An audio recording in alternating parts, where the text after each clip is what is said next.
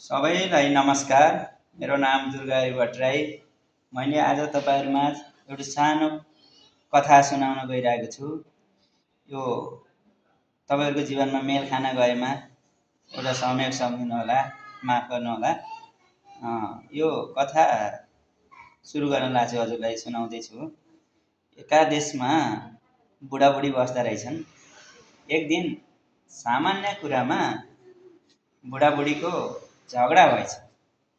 अनि बुढीलाई लागेछ कि मेरो बुढाले मलाई कति पनि माया गर्नुहुन्न।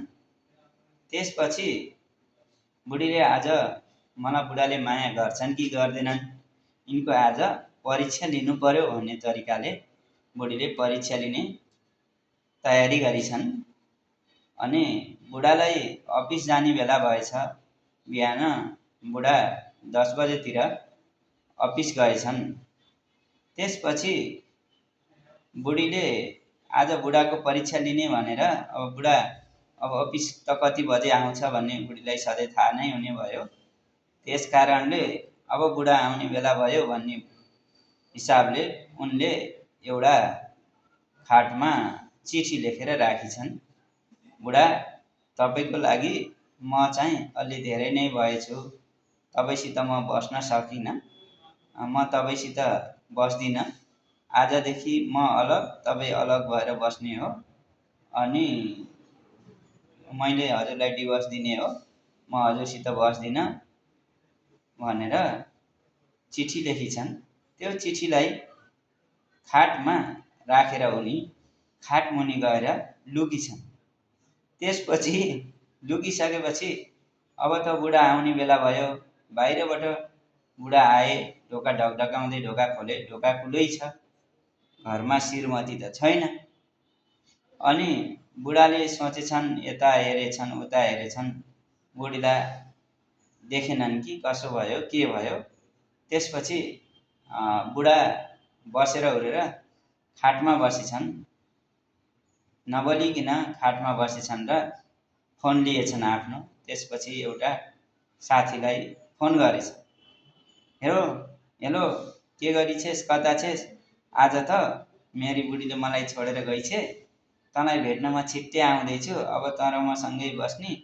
अब मलाई बुढीले छोडी, अब तेरा र मेरा दिन खुले भनेछन्। त्यसो भनिसकेपछि यो कुरा बुढीले खाटामुनिबाट सुनिरहेकी रहेछन्।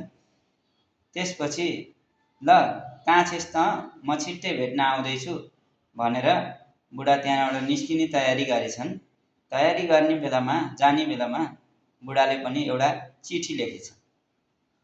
हे बुढी, तिमीलाई मैले कति माया गर्छु त्यो तिमीलाई थाहा होला।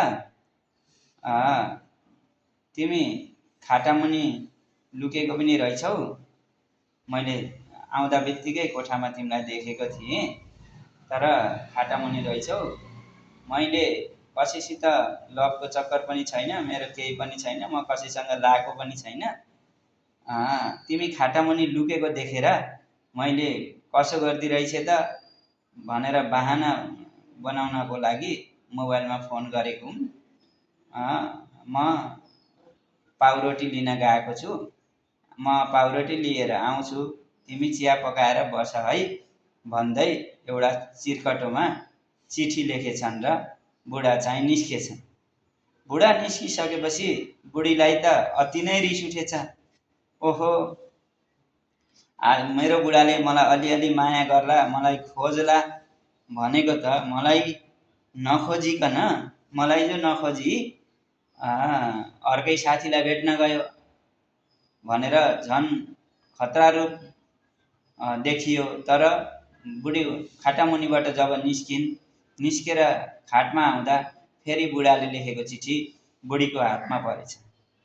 त्यो चिठीमा लेखेको रहेछ, हे बुढी, तिमी खाटामुनि लुकेको म देखेछु। तिमी चिया पकाएर बस, म पाउरोटी लिएर आउँछु, दुईजनाले चिया पकाएर खाउँला। मैले यस्तो बहाना मात्रै गराएको, तिमीले खाटामुनि लुकेको कारणले तिमीलाई जुक्काउनलाई यसो गरेको भनेर लेखेको चिठी उनका हात पर्यो। त्यसपछि बुढी मलाई त बुढाले अति नै माया गर्दा रहेछन् भनेर बुढी रुँदै रुँदै बसिछन्। उताबाट बुढाले पाउरोटी लिएर आएछन्। के भयो बुढी भनेर सोद्धाखेरि तपाईँले मलाई यति माया गर्नुहुँदो रहेछ, तर म तपाईँले माया गर्नुहुन्न भनेर म झुक्किएकी थिएँ, तर मेरो बुढाले साँच्चीकै माया गर्नुहुँदो रहेछ भनेर बल्ल आज प्रमाणित भयो। मराइ नि खुसीका आँसु हुन् बुढा भन्दै बुढाबुढी एकछिन बसेर रोएछन् अनि चिया पकाएर खाएछन्। मेरो कथा कस्तो लाग्यो? मेरो कथा यति नै अन्त्य हुन्छ। तिनीहरू दुईजना मिलेर बसेछन्।